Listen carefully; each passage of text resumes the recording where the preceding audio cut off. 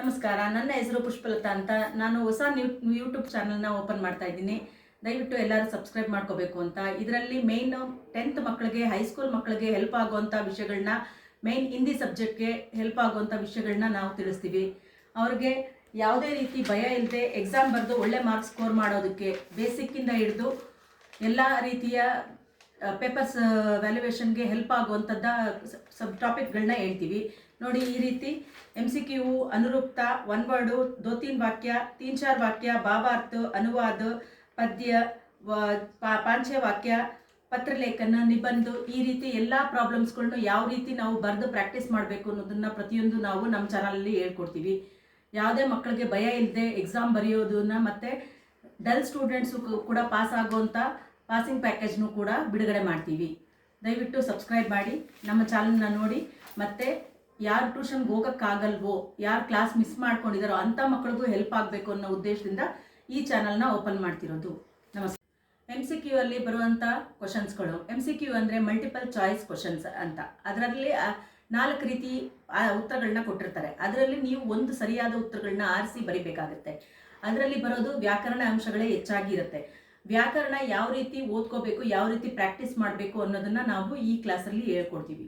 Main ಸಂಧಿ ಆಗಿರ್ಬೋದು, ಸಮಾಸ ಆಗಿರ್ಬೋದು, ಮುಹಾವರೆ ಆಗಿರ್ಬೋದು, ಅನ್ಯಲಿಂಗ ಆಗಿರ್ಬೋದು, ಅನ್ಯ ವಚನ ಆಗಿರ್ಬೋದು, ಈ ರೀತಿ ಬೇರೆ ಬೇರೆ ಸ್ಟೆಪ್ ಬೈ ಸ್ಟೆಪ್ಪು ಒಂದೊಂದು ಕ್ಲಾಸಲ್ಲೂ ನಾವು ಎಕ್ಸ್ಪ್ಲೇನ್ ಮಾಡಿ ಕೊಡ್ತೀವಿ. ಇದರಿಂದ MCQ ಅಲ್ಲಿ ಬರೋ 8 ಮಾರ್ಕ್ಸು ಕೂಡ ನಿಮಗೆ ಆರಾಮಾಗಿ ಸಿಗುತ್ತೆ. ಯಾವುದೇ ರೀತಿ ಕಷ್ಟಪಡದೆ ಒದ್ದಾಡದೆ ನೀವು ಆರಾಮಾಗಿ ಮಾರ್ಕ್ಸ್ನ ಸ್ಕೋರ್ ಮಾಡ್ಬೋದು.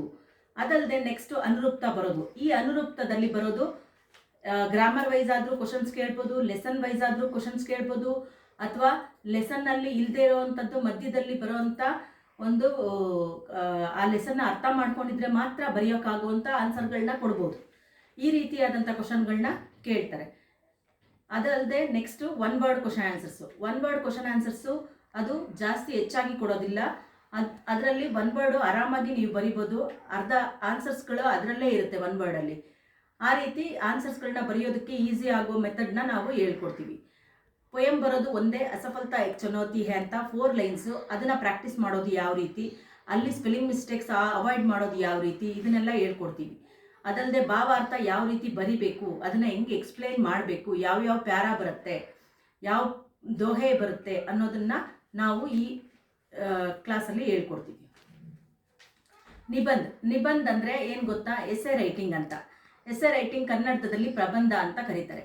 ನಿಬಂಧನ ಎಷ್ಟು ಪೇಜ್ ಬರಿಬೇಕು, ಎಷ್ಟು ಎಕ್ಸ್ಪ್ಲೇನ್ ಮಾಡಬೇಕು, ಯಾವ ರೀತಿ ಅದರ ಪೂರ್ಣ ವಿವರಣೆಯನ್ನು ಕೊಡಬೇಕು, ಯಾವ ಟಾಪಿಕ್ಕು, ಬೇರೋಜ್ಗಾರಿನ, ಸ್ವಚ್ಛ ಭಾರತ್ ಅಭಿಯಾನ, ಇಲ್ಲ ಬೇಟಿ ಬಚಾವೋ ಬೇಟಿ ಪಢಾವೋನ, ಈ ರೀತಿ ಸಪ್ರೇಟ್ ಟಾಪಿಕ್ಗಳನ್ನ ತಗೊಂಡು ಅದ್ರ ಬಗ್ಗೆ ವಿವರಣೆಯನ್ನು ಹೆಂಗೆ ಎಕ್ಸ್ಪ್ಲೇನ್ ಮಾಡಿ ಬರಿಬೇಕು ಅನ್ನೋದನ್ನು ಈಸಿ ಮೆಥಡಲ್ಲಿ ಹೇಳ್ಕೊಡ್ತೀವಿ. ಡಲ್ ಸ್ಟೂಡೆಂಟ್ಸು ಕೂಡ ಯಾವುದೇ ರೀತಿ ಹೆದರಿಕೆ ಇಲ್ಲದೆ ಆರಾಮಾಗಿ ನಾನು ಹಿಂದಿ ಪಾಸ್ ಆಗ್ತೀನಿ ಅನ್ನೋ ಭರವಸೆ ನನ್ನ ಚಾನಲ್ ನೋಡೋದ್ರಿಂದ ನಿಮಗೆ ಸಿಗುತ್ತೆ. ಬರೀ ನೋಡೋದಲ್ಲ, ನೀವು ಕೂಡ ನನ್ನ ಜೊತೆ ಪ್ರಾಕ್ಟೀಸ್ ಮಾಡೋದು ಕೂಡ ಇಂಪಾರ್ಟೆಂಟ್ ಆಗುತ್ತೆ. ಈ ಪ್ರಾಕ್ಟೀಸಿಂದ ನಿಮ್ಮ ಎಕ್ಸಾಮ್ನ ಭಯನೂ ಕೂಡ ಹೋಗುತ್ತೆ.